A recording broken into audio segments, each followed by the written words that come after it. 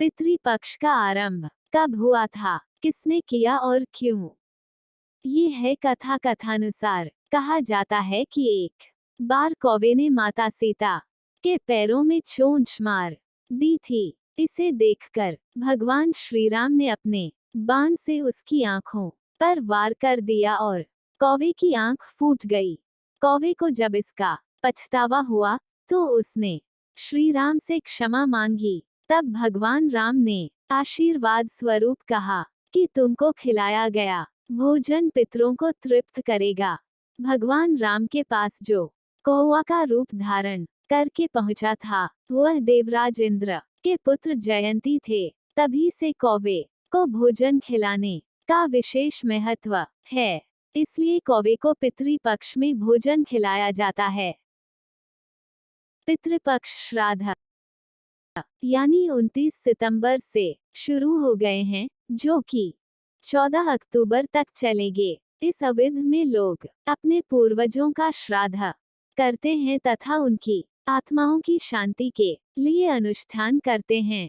ज्योतिष क्षेत्र में अंतर्राष्ट्रीय स्तर पर ख्याति प्राप्त जवाली के ज्योतिषी पम विपिन शर्मा ने बताया कि पितृपक्ष में लोग यज्ञ करने के बाद अपने पितरी को जल और अन्न का भोग कौओं के जरिए कराते हैं। माना जाता है कि इन कौओं में पितरों की आत्मा विराजमान होती है।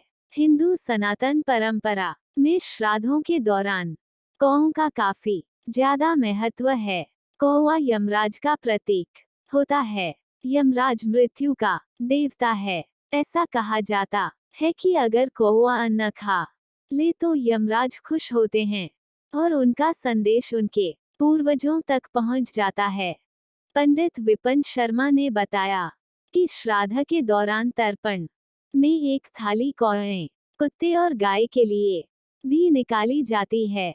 अगर कौएं नहीं मिल रहे हैं तो किसी भी पक्षी को भोजन कराया जा सकता है, लेकिन कौएं को ही खिलाया जाए यही उत्तम होता है।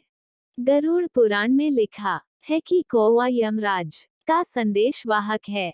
श्राद्ध पक्ष में कौएं को खाना खिलाने से यमलोक में पितर देवताओं को तृप्ति मिलती है।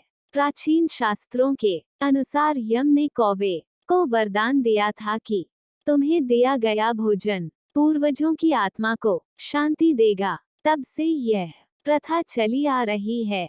शास्त्रों के अनुसार श्राद्ध करने के बाद जितना जरूरी ब्राह्मण को भोजन कराना होता है, उतना ही जरूरी कौवों को भोजन कराना भी होता है। माना जाता है कि कौवे इस समय में हमारे पितरों का रूप धारण करके हमारे पास रहते हैं।